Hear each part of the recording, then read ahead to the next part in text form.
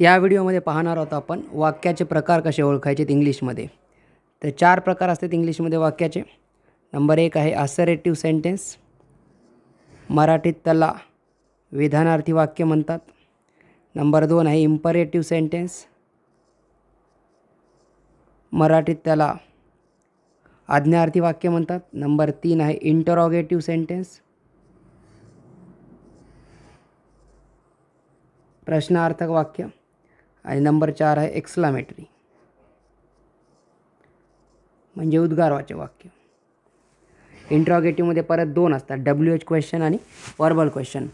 खाली मी काही क्वेश्चन दिलेले आहेत 10, तर त्याच्यामध्ये वाक्य वाचून तुम्हाला ठरवायचं की असर्टिव्ह सेंटेन्स आहे का, इम्परेटिव्ह आहे का, इंटरोगेटिव्ह आहे का, एक्सक्लामेटरी आहे। तर चला पहिला क्वेश्चन बघू। बघा काय म्हणते question, identify the kinds of sentence for each of the following sentence.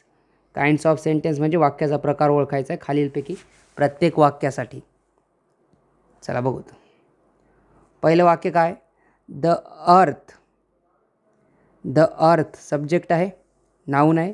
Revolves, revolve म्हणजे परिभ्रमण करते। अराउंड द सन म्हणजे पृथ्वी सूर्याला चक्कर मारते, असं वाक्य आहे।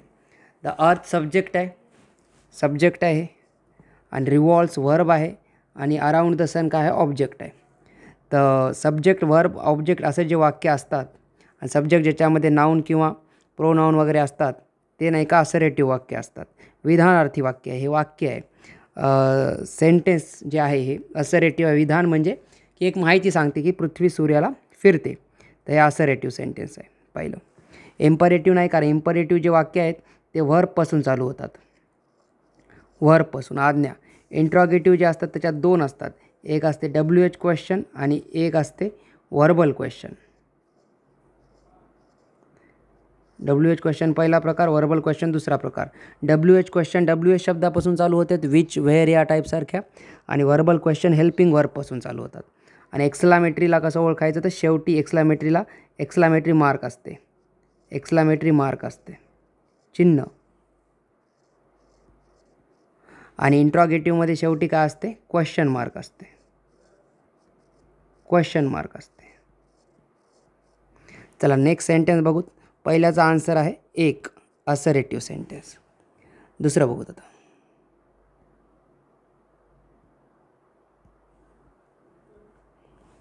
दुसरं सेंटेन्स आहे don't forget to turn off the lights. Don't म्हणजे करू नका, काही करायचं नसेल तर डोंट म्हणतात, डू नॉट असते। फॉरगेट म्हणजे विसरू नका, to turn off the lights, the lights बंद करायला, टर्न ऑफ म्हणजे बंद करायला विसरू नका। तर एक आज्ञासारखं आहे, हे काम आहे की लाईट बंद करायला विसरू नका। हे वर्बपासून चालू होते, वर्ब। हे इथं डू वर्ब आहे, डू वर्बपासून चालू होते, म्हणून हे वर्बपासून चालू होणारे वाक्य कोणते असते, तर इम्परेटिव्ह वाक्य असतात। आणि शेवटी इम्परेटिव्ह वाक्याच्या शेवटी काय येते, फुल स्टॉप येते। तर या 2 गोष्टींनी तुम्ही ओळखू शकता की वाक्य इम्परेटिव्ह आहे, असर्टिव्ह नाही आहे। असर्टिव्ह सब्जेक्टपासून चालू झालेलं असलं असतं, इंट्रोगेटिव्हच्या शेवटी क्वेश्चन मार्क असला असतं, इंट्रोगेटिव्हच्या शेवटी क्वेश्चन मार्क असला असता, आणि एक्सक्लामेटरीच्या शेवटी एक्सक्लामेटरी मार्क असला असतं। तर हे याचं उत्तर इम्परेटिव्ह आहे। पुढे बघूत नंबर 3चं वाक्य। नंबर 3चं वाक्य पाहू चला। Number 3, did you finish your homework. बघा शेवटी क्वेश्चन मार्क आहे इथं, तर शेवटी क्वेश्चन मार्क असल्यावर कोणता असणार आहे, इंट्रोगेटिव्ह। आणि इंट्रोगेटिव्हमध्ये 2 प्रकार असतात, एक तर वर्बल क्वेश्चन असते आणि एक काय असते, WH क्वेश्चन। इथं WH शब्द चालू होत नाही, म्हणून हे कोणतं आहे, WH पासून शब्द चालू होत नाही, हे हेल्पिंग वर्ब आहे। हेल्पिंग वर्बपासून चालू होते तर काय, वर्बल क्वेश्चन आहे। इंट्रोगेटिव्हमधला दुसरा, इंट्रोगेटिव्हमधला प्रकार जे आहे ते वर्बल क्वेश्चनचा प्रकार आहे।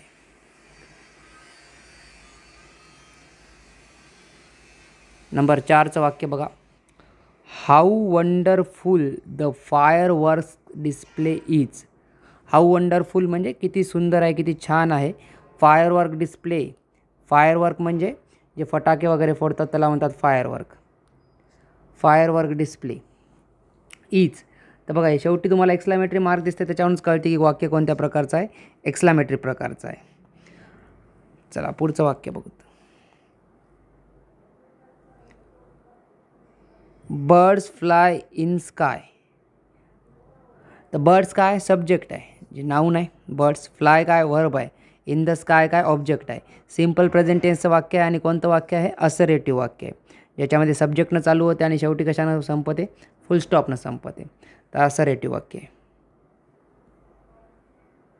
नेक्स्ट बघू 6 नंबरचं. Please bring me a glass of water.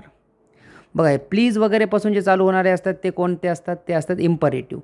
प्लीजच्या नंतरचा जर तुम्ही शब्द बघितला ब्रिंग, ते काय आहे वर्ब. तर मेनली हे वर्बपासूनच चालू व्हायले. प्लीज वगैरे जे असते ते रिक्वेस्ट दाखवण्यासाठी असते. इम्परेटिव्ह वाक्य एक तर त्याच्यामध्ये आज्ञा असते.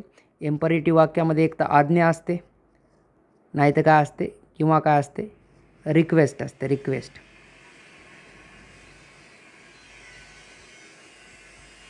तर इथं प्लीज म्हटले तर हे रिक्वेस्ट आहे, म्हणजे कोणतं वाक्य आहे इम्परेटिव्ह. शेवटी फुल स्टॉपनं संपते इम्परेटिव्ह वाक्य आणि वर्बनं चालू होते. आणि प्लीज वगैरे शब्द असेल तरी ते पण काय असते इम्परेटिव्हच असते. नेक्स्ट बघा. Where is the nearest bus stop. Where म्हणजे कुठे, नियरेस्ट म्हणजे जवळचा, बस स्टॉप म्हणजे सगळ्यात जवळचा बस स्टॉप कुठे आहे. तर हे वेअरपासून चालू व्हायला आणि शेवटी काय क्वेश्चन मार्क. क्वेश्चन मार्क असल्यावर काय असते इंट्रॉगेटिव्ह. आणि WH वाल्या शब्दापासून चालू होते म्हणून कोणता आहे इंट्रॉगेटिव्हमधला कोणता प्रकार आहे, तर WH क्वेश्चन म्हणतात त्याला. इंट्रॉगेटिव्हमधलं WH क्वेश्चन आहे, कारण हे आहे WH क्वेश्चन शब्द WH वाला. वेअर वॉट यांच्यापासून चालू होणारे जे असतात where comma what comma which या टाईपच्या शब्दापासून जे चालू होणारे असतात ते असतात WH क्वेश्चन. चला नेक्स्ट बघू. How delicious this cake tastes. म्हणजे या केकची चव किती चविष्ट आहे. तर शेवटी तुम्हाला एक्सक्लामेटरी चिन्ह दिसते, तर त्यामुळे दुसरं बघायची गरज नाही. एक्सक्लामेटरी वाक्य आहे. एक्सक्लामेटरी म्हणजे उद्गारवाचक, म्हणजे मनातून जेव्हा उद्गार निघते खूपच चविष्ट केक आहे, तर जेव्हा त्याला उद्गारवाचक वाक्य म्हणतात.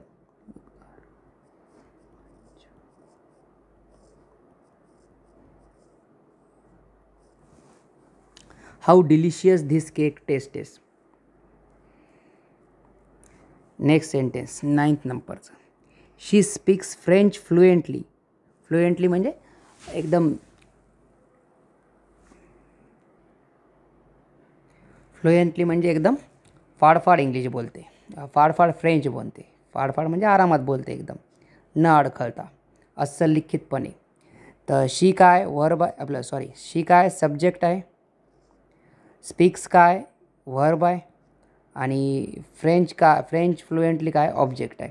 तर वाक्य कोणत्या प्रकारचं आहे असर्टिव्ह सेंटेन्सचं वाक्य आहे.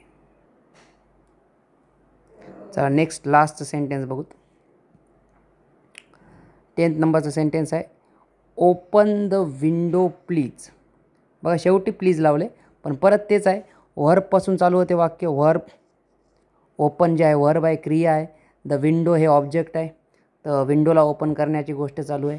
नॉर्मली इम्परेटिव्ह वाक्यामध्ये यू जे असते ते सब्जेक्ट असते इम्परेटिव्ह वाक्यामध्ये. तर परत वर्बपासून चालू झालेलं आहे, त्यामुळे कोणतं वाक्य आहे इम्परेटिव्ह आहे. आणि इम्परेटिव्ह वाक्य कशापासून संपते फुल स्टॉपपासून. तेवढं लक्षात ठेवायचं मेनली ओळखण्यासाठी. असर्टिव्ह वाक्य असर्टिव्ह आणि नंबर 2ला इम्परेटिव्ह एंड झाल्यानंतर त्यांच्या शेवटी काय असते इम्परेटिव्ह. दोघं पण एंड होतात फुल स्टॉपने, फुल स्टॉप असते शेवटी.